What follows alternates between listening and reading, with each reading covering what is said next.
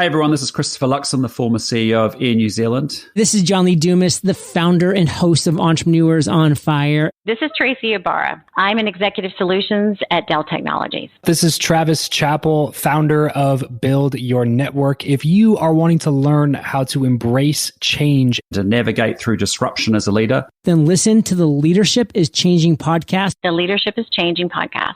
the Leadership is Changing podcast with my good friend, my very good friend, Dennis Giannoutsos. Welcome to Leadership is Changing.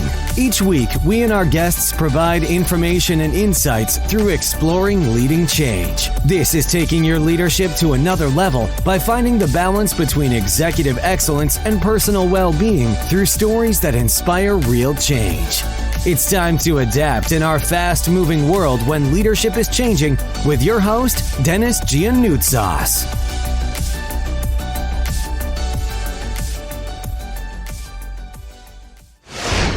Yeah, and so what made you want to get into podcasting?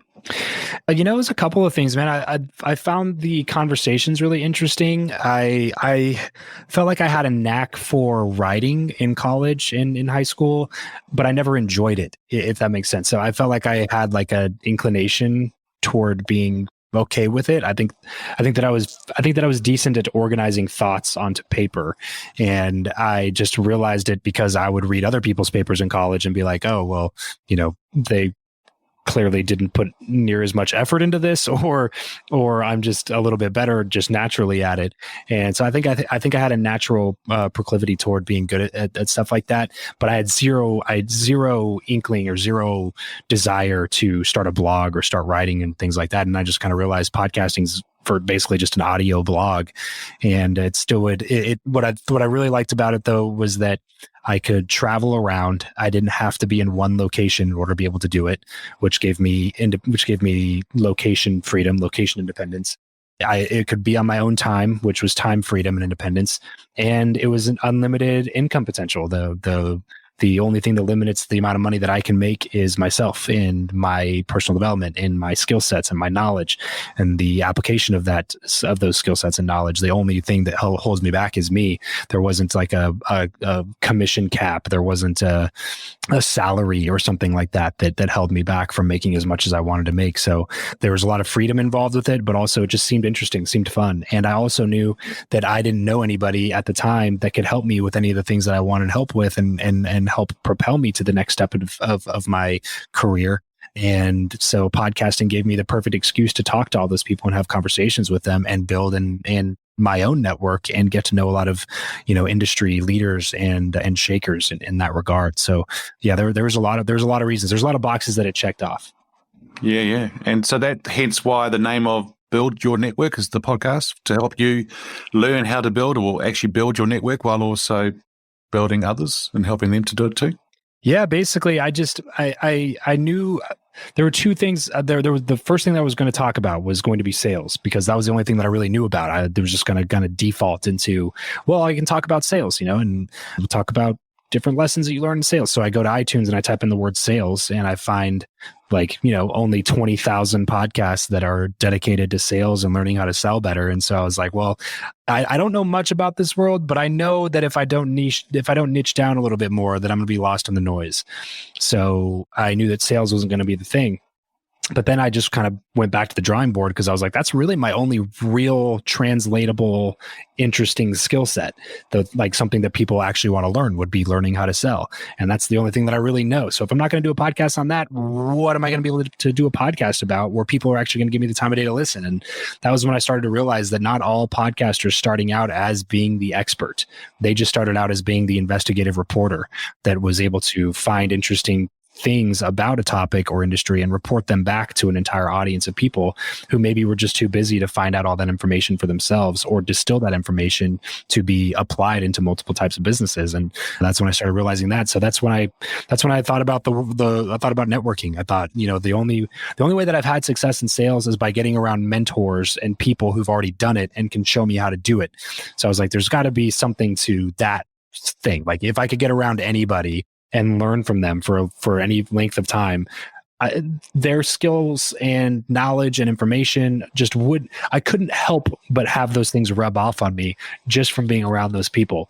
So I figured, well, what's a better way to learn those skill sets? Like that's a hack to learning any skill set, not just sales. You can just get around people who do it the best and learn from them. Then you can do it the best in a much shorter period of time without making while making a fraction of the percent of the mistakes that those people had to make along the way to figure it out. So that's when I just had, let's do this networking thing. But I thought that was going to be just as saturated as sales, but to my surprise, it just wasn't. I typed it in iTunes and nothing else came up. Nobody was talking about that specific thing. So it just kind of seemed like, well, that seems like a pretty good blue ocean to fill, Yeah, wow. And, a lot of leaders I work with around the world, one of the areas that they sort of neglect is networking. They may do that network within their own little bubble in the sense of their team or their organization, their company. But outside of that, and even within the company, they struggle to cross silos, if I can put it that way, business units. But then they just don't build the network. And then some of them go and leave the organization because of retrenchment or redundancies and things like that. And it's too late. And they have to try and start from ground zero, right, to get on with things. And so it's a little bit difficult for them. So I think that, the topic that you're talking about is tremendous. And, listening to some of your episodes, fantastic information being shared by people. And what I also liked is the fact about, learning off others and that. So it's really, really cool. Who is your favorite leader? In other words, could be alive today, could be from history, but who is your favorite leader and why? That's a good question, man. I've given this a little bit of thought before, and somebody that I look to that is not alive anymore that I think was just a tremendous leader was Winston Churchill. I think that he was an amazing leader. I think that Marcus Aurelius was an amazing leader, and reading more and understanding about his life and the things that he was dealing with all the time, I think that he was an amazing leader. And, I think that there's a lot of examples of really good leaders today as well. But those are two of the ones that really stick out in my mind of the people that I've, spent a little bit of time studying and people that I admire that are in history. What did you learn from Winston Churchill? Why him? The resolve in the midst of chaos is something that I just truly admire in somebody else. And that is something that he very much embodied in the time frame that he was living in, and the struggles that he was, that he had to lead his people through during that time period. I think is just extremely admirable that he was able to keep a level head and rest on his ability to lead and not freak out and make really poor decisions. And I just think that he handled it with extreme, poise and level-headedness that I don't think is very common, it seems, anymore, to be able to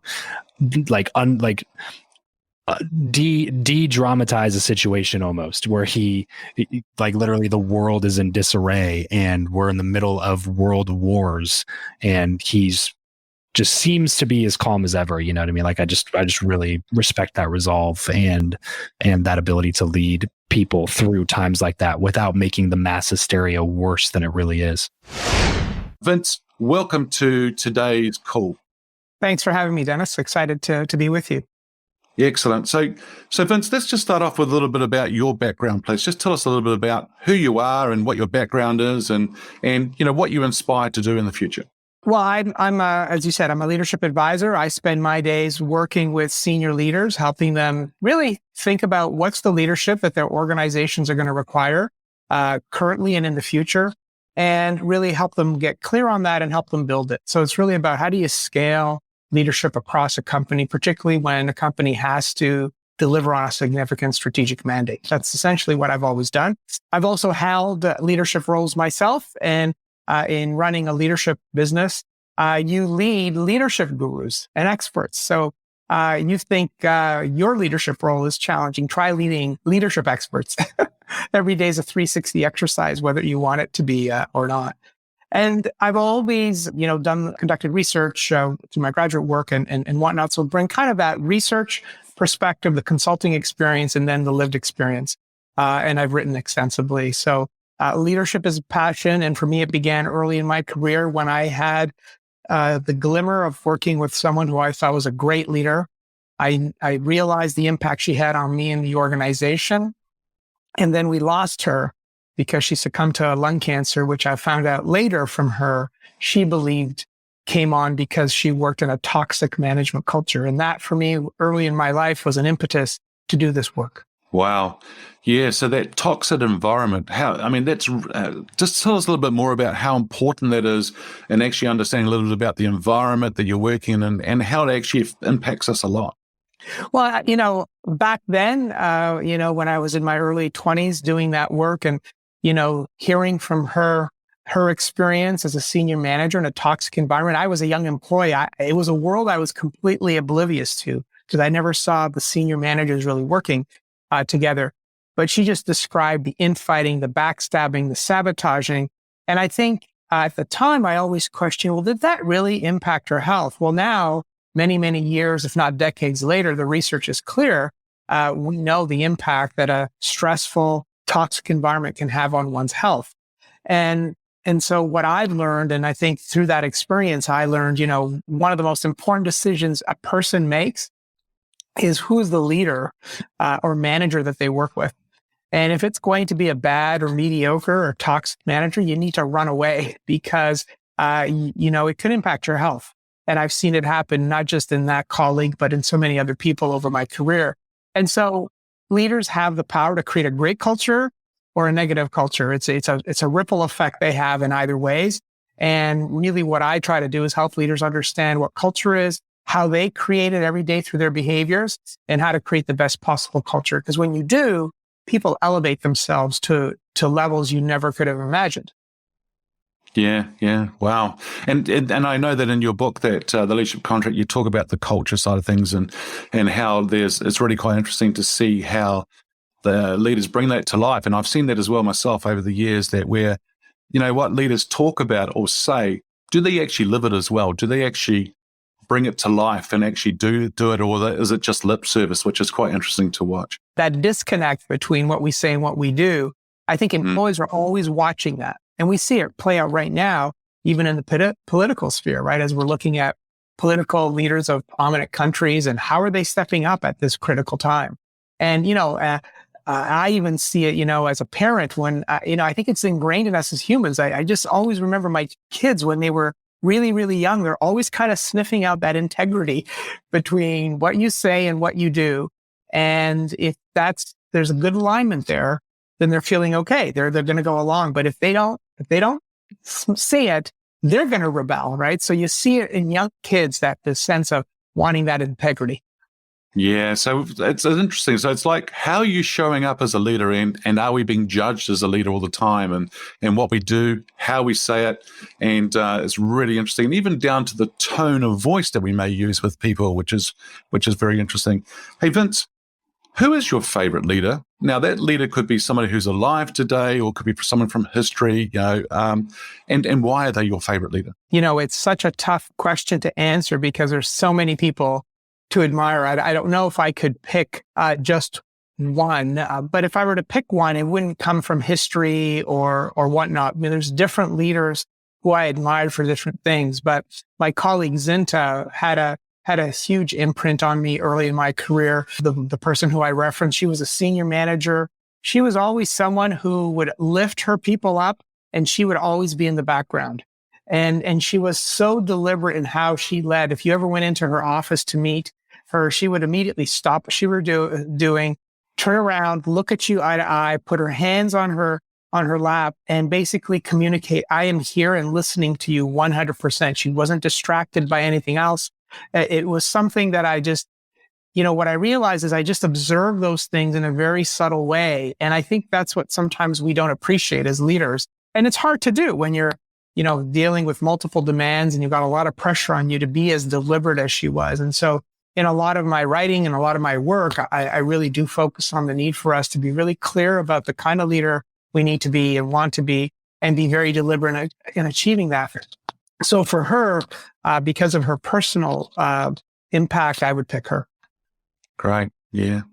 And I'm sure that a lot of us do shape ourselves as leaders, as you say in your book too, about how we see and watch other leaders and we experience them, whether it be a positive or a negative thing. But then that actually does help shape us to be the leader we want to be, and we also see the leaders that we don't want to be like. And I think you're given a great example there of her, and I know you talk about her in your book as well, which is really important.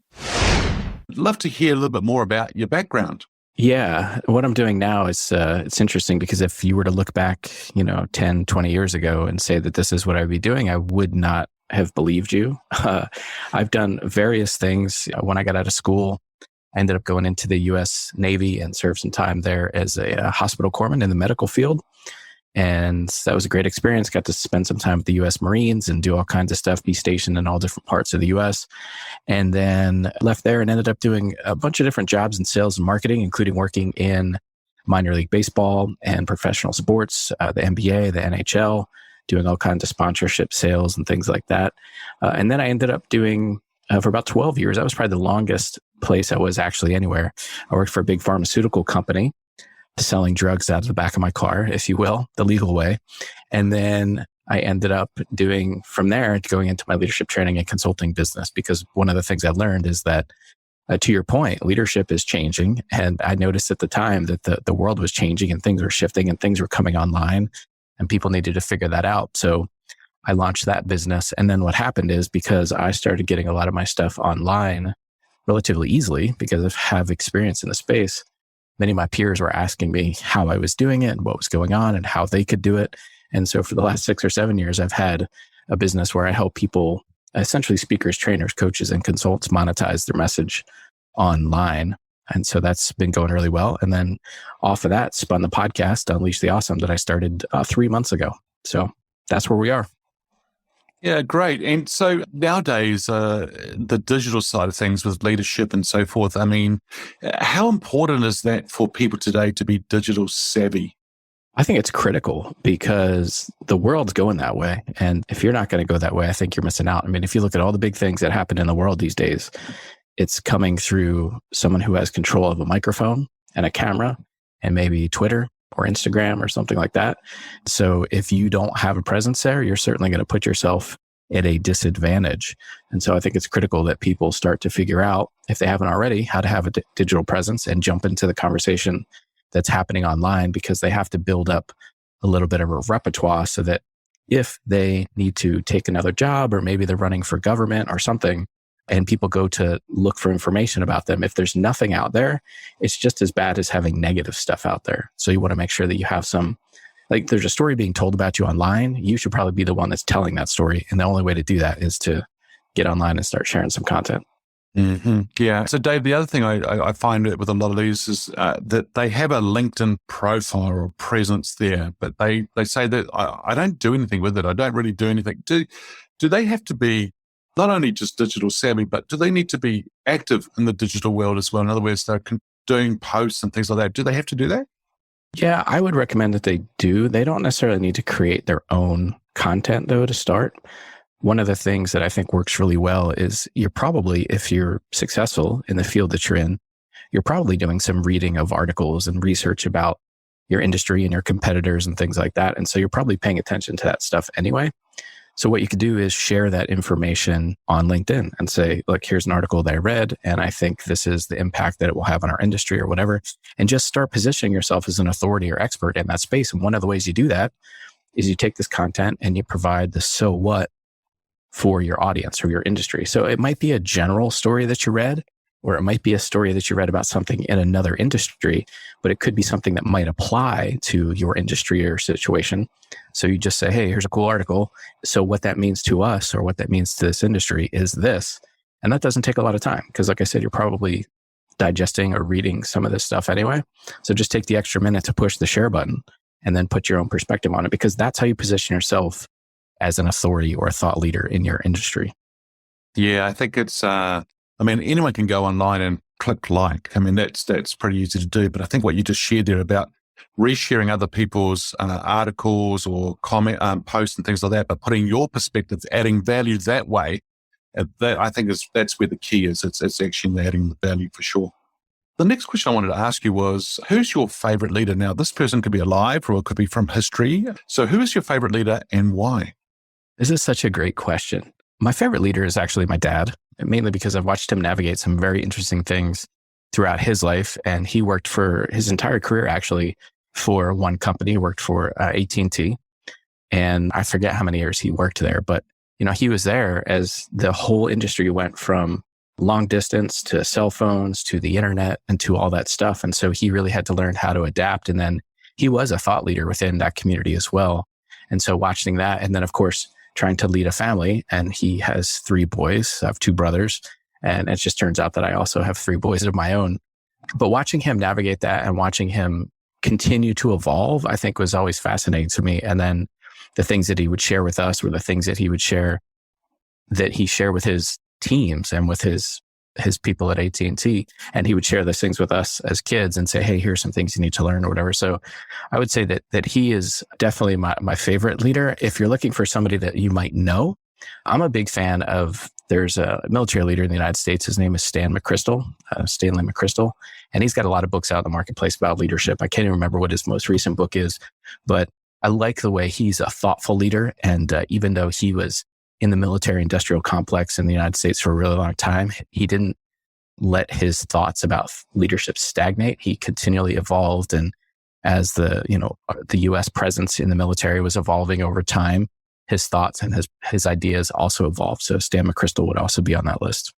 Yeah, great. So I like what you say there about the don't stagnate, but also because everything's still moving, right? So we need to continue our thoughts and that. But I love also what you shared about your dad, right? I mean, there's somebody that you've learned from, somebody who's really precious for you as well, but being able to learn from them and see how they are as a leader with their own team, but then actually transfer that learnings as well, sharing with his own personal team, his sons, and that's pretty cool. Thank you for listening to this episode of Leadership is Changing with your host, Dennis Giannoutsas. Each week, we and our guests provide information and insights through exploring leading change, inspiring executives and leaders to adapt and lead a bigger game in a fast-moving world.